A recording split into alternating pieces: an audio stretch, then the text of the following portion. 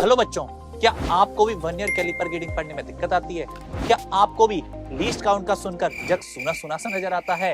तो दिक्कत की कोई बात नहीं है, न्यूटन के चाचा के पड़ोसी को भी सेम यही प्रॉब्लम थी। तो आज हम जानेंगे कैसे वर्नियर कैलिपर का लीस्ट काउंट कैलकुलेट करते हैं और कैसे उसकी रीडिंग को पढ़ते हैं। तो ये हथियार आपको मारने के लिए नहीं, कुछ सिखाने के लिए है।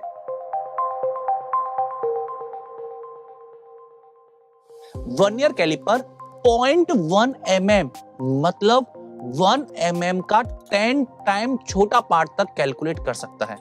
तो यदि आपको बहुत ज्यादा एक्यूरेट वैल्यूज कैलकुलेट करनी है तो उस केस में हम हेल्प लेते हैं वर्नियर कैलिपर की। वर्नियर कैलिपर देखने में कैसा होता है, उसकी स्ट्रक्चर क्या होती है? तो वर्नियर कैलिपर के अंदर सबसे मेन चीज होती है, वो होता है इसका मेन स्केल। ये जो आपको दिख रहा है ये है इसका मेन स्केल। मेन स्केल आपके मीटर स्केल की तरह ही होता है, हर पार्ट 1 mm का होता है। उसके बाद एक छोटा सा स्केल होता है जिसको बोलते हैं वर्नियर स्केल। इस छोटे से पार्ट को, छोटे से स्केल को बोलते हैं vernier scale. Diameters length calculate करने के लिए हमारे पास ये इंटरनल जॉज होते हैं, इनको बोलते हैं एक्सटर्नल जॉज। और अगर आपको किसी चीज की डेप्थ मेजर करनी हो तो डेप्थ मेजर करने के लिए एक स्टेप होती है, इस स्टेप की हेल्प से आप किसी भी चीज की डेप्थ को बहुत आसानी से कैलकुलेट कर सकते हो। लेकिन अगर आपको वर्नियर स्केल को पढ़ना सीखना है, वर्नियर स्केल के बारे में सीखना है, तो सबसे पहले हमें एक वर्ड सीखना है जिसका मतलब है लीस्ट काउंट। अब ये लीस्ट काउंट क्या होता है? लीस्ट काउंट का मतलब होता है कोई सी भी डिवाइस सबसे छोटा कितना मेजर कर सकती है, स्मॉलेस्ट वैल्यू कितनी मेजर कर सकती है। जैसे कि आपके पास एक मीटर स्केल है, मीटर स्केल के ऊपर सबसे छोटा पार्ट कितना होता है? 1 mm। मतलब हम मीटर स्केल से 1 mm तक कैलकुलेट कर सकते हैं। सबसे छोटा कितना कैलकुलेट कर सकते हैं? तो मीटर स्केल जो है उसका लीस्ट काउंट हुआ 1 mm। जो आपके पास प्रोटेक्टर होता है उसमें सबसे छोटा एंगल कितना मेजर कर सकते हो? 1 डिग्री। सबसे छोटा तो 1 डिग्री मेजर कर सकते हैं, तो 1 डिग्री हुआ इसका लीस्ट काउंट। अब हमको बात करनी है least count of vernier caliper के बारे में। हमें जनरली याद है कि वर्नियर कैलिपर का जो लीस्ट काउंट होता है वो 0.1 mm होता है। तो क्या हर केस में वर्नियर कैलिपर का लीस्ट काउंट 0.1 mm होगा? आंसर है नो। जनरली आपने याद किया हुआ है, ठीक है, लेकिन हर केस में वर्नियर कैलिपर का लीस्ट काउंट 0.1 mm हो ये बिल्कुल जरूरी नहीं है। ये डिपेंड करता है आपके न्यूमेरिकल के ऊपर, आपकी डिवाइस के ऊपर। जैसे कि मेरे पास जो वर्नियर स्केल है उसका जो लीस्ट काउंट है वो है 0.1 mm। तो अगर 0.1 mm के अलावा कोई और लीस्ट काउंट हो तो वो कैसे कैलकुलेट कर सकते हैं? तो लीस्ट काउंट का जनरल फॉर्मूला होता है 1 main scale division minus 1 vernier scale division. आपको दिख रहा होगा जहां वर्नियर स्केल के 10 डिवीजन है वहां मेन स्केल के केवल 9 डिवीजन है। इसका मतलब मेन स्केल डिवीजन और वर्नियर स्केल के डिवीजन अलग अलग हैं। ये न्यूमेरिकल के हिसाब से अलग अलग भी हो सकते हैं। तो हमको क्या समझ में आया? क्या मैं ये लिख सकता हूं n vernier scale division is equal to m main scale division? Yes, कि जैसे कि हमारे वर्नियर कैलिपर के अंदर जो 10 वर्नियर स्केल के डिवीजन है वो 9 मेन स्केल डिवीजन से कोइंसाइड कर रहे हैं, लेकिन ये न्यूमेरिकल के हिसाब से अलग हो सकते हैं। तो हमने एक जनरल डाटा ले लिया n और m का।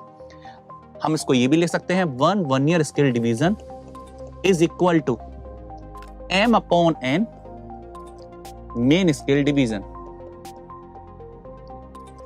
आगे वैल्यू को ऊपर पुट करते हैं, least count is equal to, इस वैल्यू को ऊपर पुट कीजिए, 1 main scale division minus m upon n MSD। MSD means main सिंथोनी, अरे नहीं, मेन स्केल डिवीजन। तो यहां से मेन स्केल डिवीजन को कॉमन ले लीजिए, तो आपके पास आ गया 1 minus m upon n। Okay, तो यहां पे लीस्ट काउंट आया 1 minus m upon n into main scale division. तो आपको ये फॉर्मूला याद करना और सीधे जब भी वर्नियर कैलिपर का लीस्ट काउंट हमको निकालना हो तो सीधे केवल हम ये फॉर्मूला पुट करेंगे। लेकिन सबसे इंपॉर्टेंट बात आपके लिए क्या है? आपको ये याद रखना है m का मतलब क्या है और n का मतलब क्या है। m का मतलब है main scale division and n का मतलब है वर्नियर स्केल डिवीजन। अगर भूल जाओ तो ऐसे याद कर लो, m से m means main scale division, obviously फिर n वर्नियर स्केल के डिवीजन होंगे। तो least count of vernier caliper is equal to main scale division 1 minus m upon n। चलो थोड़ी सी प्रैक्टिस कर लेते हैं। अब हम सॉल्व करते हैं लीस्ट काउंट के ऊपर जेई का एक PYQ। क्वेश्चन में क्या डाटा गिवन है और फॉर्मूला में कैसे वैल्यू पुट होगी। तो पहले आप लीस्ट काउंट का फॉर्मूला लिखो। Least count is equal to main scale division 1 minus कितने मेन स्केल के डिवीजन वर्नियर स्केल के साथ कोइंसाइड हो रहे हैं, 1 माइनस m अपॉन n। अब क्वेश्चन में क्या क्या दिया हुआ है, a vernier caliper has 1 mm marks on the main scale.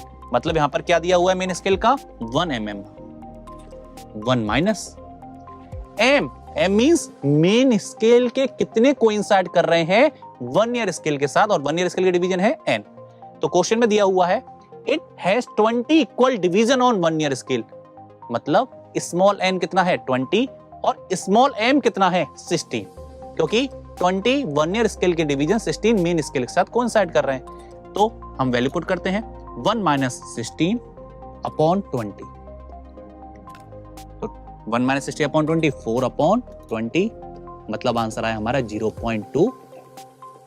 तो हमारा सही आंसर क्या है 0.2 mm, ऑप्शन नंबर 4। तो हमको क्या याद होना चाहिए, हमको याद होना चाहिए फॉर्मूला। अगर आपको फॉर्मूला याद है least count is equal to main scale पर कितना दिया है 1 mm, 1 minus m upon n, m means main scale division upon n। तो फॉर्मूले में वैल्यू पुट करते ही आपके पास आंसर आ जाएगा। बहुत सिंपल तरीका है। अब बात करते हैं कि मेन स्केल को अगर आपको पढ़ना है, मेन स्केल तो नॉर्मली पढ़ लेते हैं, लेकिन वर्नियर स्केल को कैसे पढ़ें।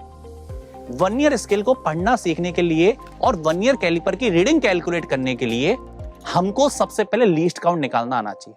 जैसे ही आपके पास लीस्ट काउंट आ जाए तो रीडिंग होती है मेन स्केल पर कितनी reading I plus least count into vernier scale का कौन सा डिवीजन कोइंसाइड कर रहा है मेन स्केल के साथ। इस बात का मतलब क्या है, इसको थोड़ा समझते हैं।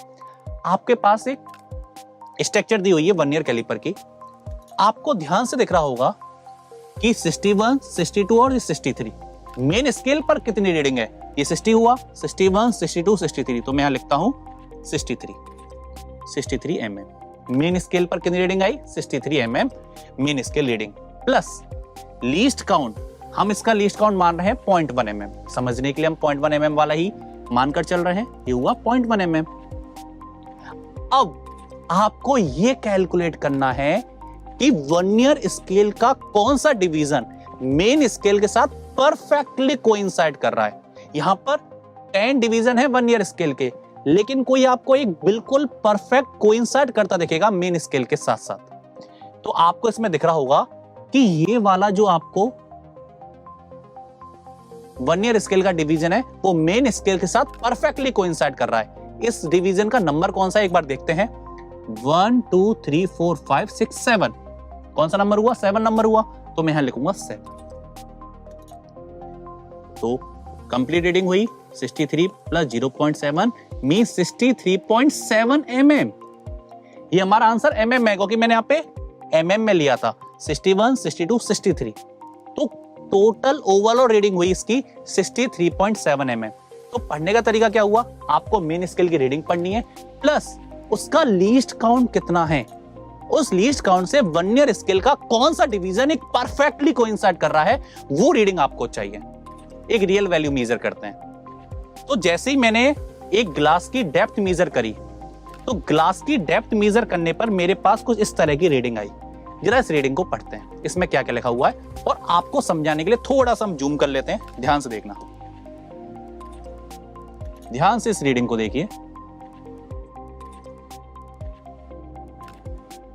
कि आपके पास ये 10 है तो ये कितना होगा 9, ये 90 mm, ये 9 सेंटीमीटर हुआ तो कितना हुआ 90 mm, 90 mm 91 mm। तो हमने पहले मेन स्केल की रीडिंग देखी। मेन स्केल की रीडिंग कितनी हुई 91 mm, लिख लेते हैं 90 मेन स्केल की reading plus least count 0.1 mm ही है इसका, इनटू अब आपको वर्नियर स्केल का वो डिवीजन देखना है जो परफेक्टली कोइंसाइड हो रहा हो। तो थोड़ा देखते हैं इसको कौन सा परफेक्टली कोइंसाइड हो रहा है। तो आपको दिख रहा होगा ये वाला एक परफेक्टली कोइंसाइड है। ठीक है, एक बार मैं मार्क कर देता हूं इसके ऊपर कि आपको साफ साफ दिख रहा होगा ये वाला वर्नियर कैलिपर का डिवीजन परफेक्टली कोइंसाइड कर रहा है मेन स्केल के साथ। तो अब ये कौन सा डिवीजन हुआ उसको एक बार कैलकुलेट करते हैं। 1 2 3 4 5 6 7 कौन सा है 7, तो ये 7 कोइंसाइड कर रहा है, मैंने 7 लिख दिया। तो टोटल रीडिंग कितनी हुई 91.7। अगर एमएम में लिया तो एमएम में ही रहेगा। तो एक तरीका होता है वर्नियर स्केल को पढ़ने का।